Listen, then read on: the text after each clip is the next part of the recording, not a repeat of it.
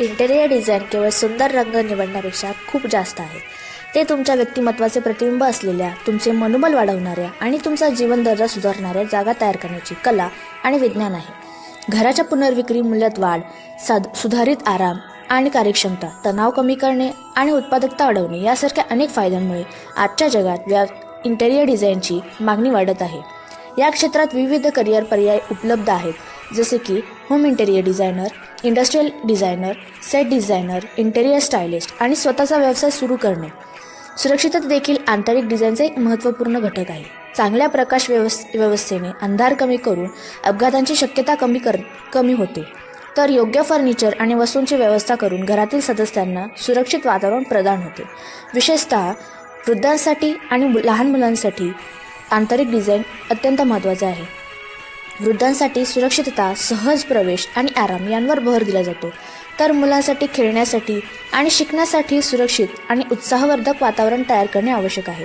Interior design पर्यायीनदृष्ट्या जागरूकता वाढवण्यात देखील महत्त्वपूर्ण भूमिका बजावते. पुनर्वापरातील साहित्याचा वापर, ऊर्जा कार्यक्षमता, प्रकाश व्यवस्था आणि पर्यावरणपूरक सामग्रींची निवड यासारख्या पर्यावरणपूरक पद्धतींचा वापर उपलब्ध करून आपण अधिक टिकाऊ आणि हरित जागा तयार करू शकतो. आंतरिक डिझाईन हे व्यक्तिगत अभिव्यक्तीचे माध्यम देखील आहे.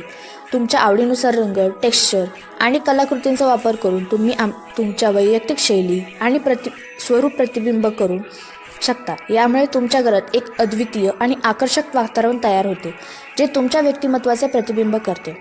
व्यावसायिक डिझाईन ज्ञान, सर्जनशीलता, वेळ बचत आणि खर्च प्रभावी उपाय प्रदान करतात, ज्यामुळे तुमच्या घरात, कार्यालयात किंवा कोणत्याही जागेत तुमची दृष्टी प्रत्यक्षात आणण्यासारखी ते आदर्श सहकारी बनतात. त्यांची मदत घेऊन तुम्ही तुमच्या जागा अधिक आकर्षक, कार्यक्षम, सुरक्षित, पर्यायपूर्ण, वैयक्तिक आणि तुमच्या विशिष्ट गरजांनुसार अनुकूल बनवू शकता, ज्यामुळे तुमचे आयुष्य अधिक सुंदर आणि समाधानकारक, अर्थपूर्ण आणि व्यक्तिनिष्ठ बनते.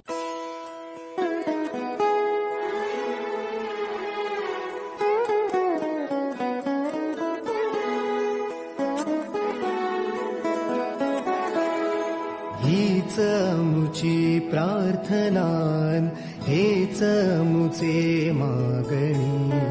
हीच मुची प्रार्थनान, हेच मुचे मागणी. माणसाने माणसाशी माणसा समभागणे.